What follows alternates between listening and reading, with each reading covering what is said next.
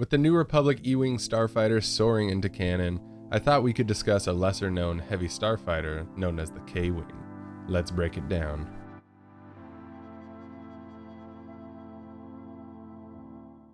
The New Republic, seen in Legends, quickly began looking at its defense fleet to revamp a lot of old star cruisers and starfighters. The X-Wing began showing their age, despite being the premier starfighter of the Rebel Alliance, and the Y-Wing was even worse off, considering most were repurposed Clone Wars-era bombers. They were stripped of their hull plating and tinkered with by the engineers and mechanics in the Rebellion. And don't get me wrong, I love the Y-Wing, and it's a workhorse that carried the Rebellion on numerous missions. But nothing lasts forever, and the designers at Corsair Manufacturing started cooking up the plans for the BTL S-8 K-Wing. The K-Wing was designed like many starfighters and vessels in the New Republic to be versatile.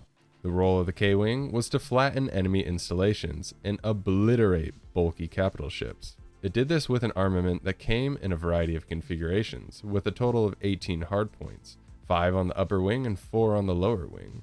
The configurations were numerous. You could mount standard payloads like proton torpedoes and concussion missiles, but why not spice it up? Throw some plasma torpedoes on there so you can bust open an enemy's deflector shields. Flechette missiles? You lock it in. Ion bombs? Why not? You need to disable vessels without causing severe damage? Load up a Connor net on your wing. Maybe you need to throw some short-range, high-velocity projectiles at starfighters. Mount on the slug thrower cannons. To say the variations aren't limitless is just plain wrong. Corsair engineers made this heavy starfighter bomber into the Star Wars equivalent of an A-10 Warthog.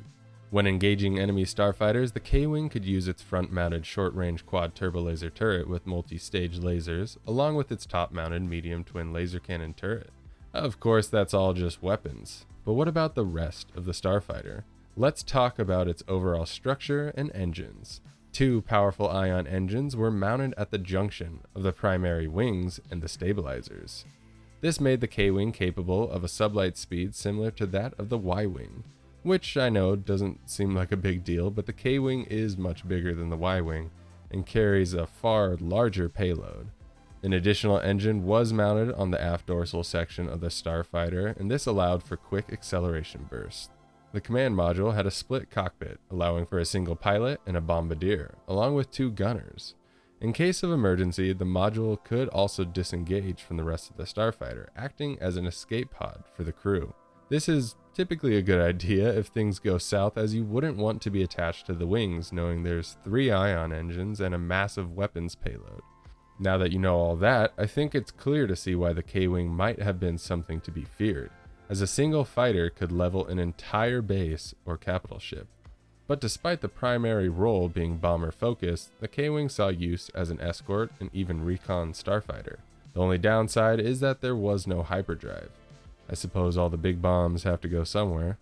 Nonetheless, the K-Wing had no problem launching from a star cruiser carrier and laying waste to the enemy's forces.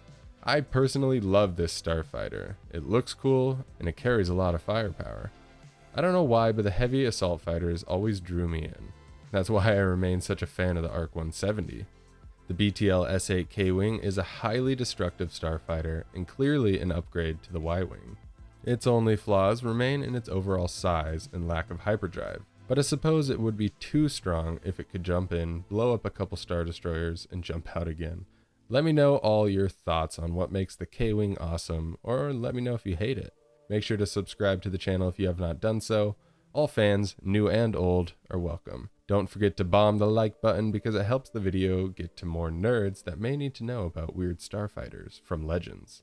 Have an amazing day, and may the Force be with you.